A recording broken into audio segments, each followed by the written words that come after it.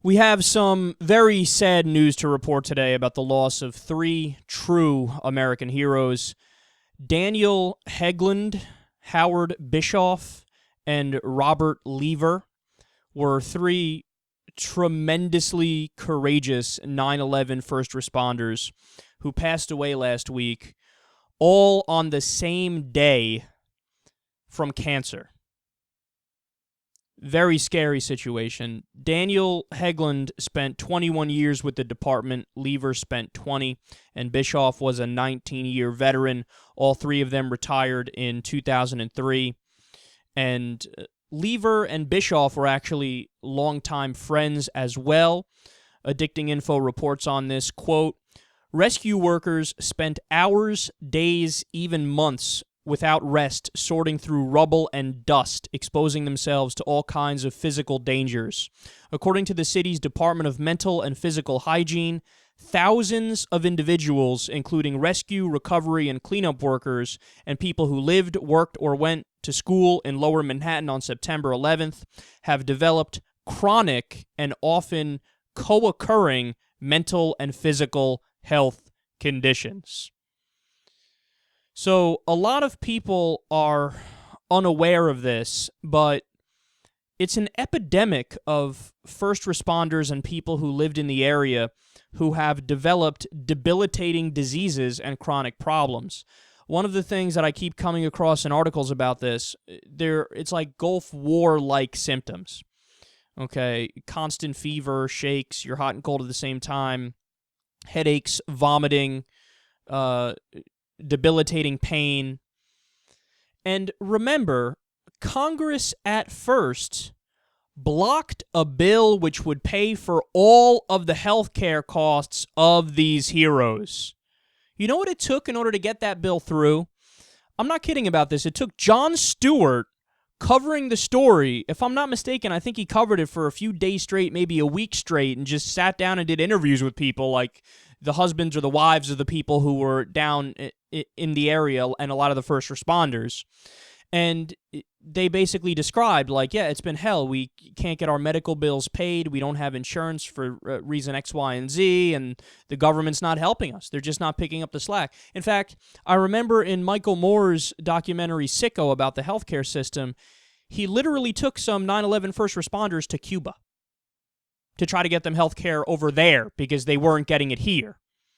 So it took Jon Stewart doing that show, and then, and all credit to them, this may be the first time in Secular Talk history I'm going to give credit to them, but credit to Fox News, because after Jon Stewart covered it, then Fox News picked it up. I think it was Shep Smith who picked it up, who's the most reasonable guy on Fox News, and he hammered away on it for a while, and then eventually that got Congress to resurrect the bill, and then they passed it. Now, here's the sad reality. Is it possible that maybe some lives could have been saved if they all had coverage sooner and we could have tried to nip it in the bud?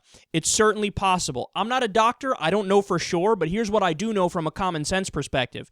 The heroes who were down there, the first responders for 9/11, should have never had to wait for any health care ever. Ever. They served their country, and their country's going to sit there while they cough and choke and die slowly and painfully.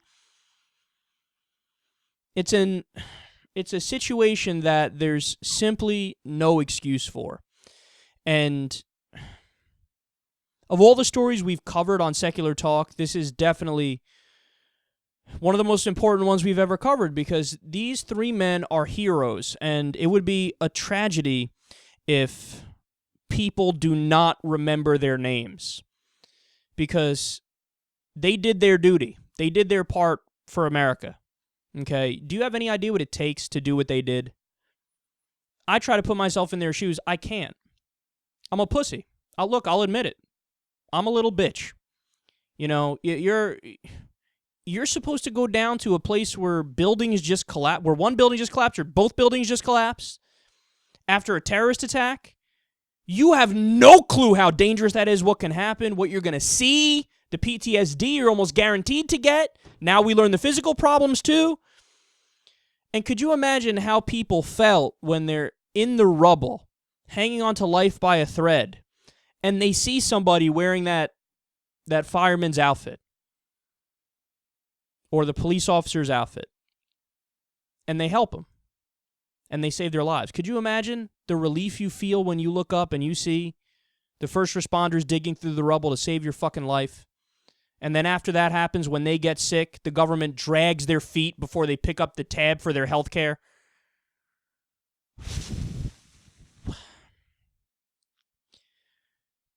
It doesn't make any sense. We should have universal health care for all. Especially, it should have never been a question for the heroes, the first responders. They should have had health care from day one, no questions asked, whatever they need.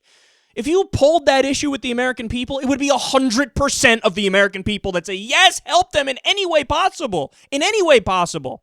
You want to talk about a problem? It's very rarely a good idea to throw money at a problem. Here's a situation where I would have voted in favor of throwing money at it, okay? If all those first responders are sick and hey, we want $1 million each.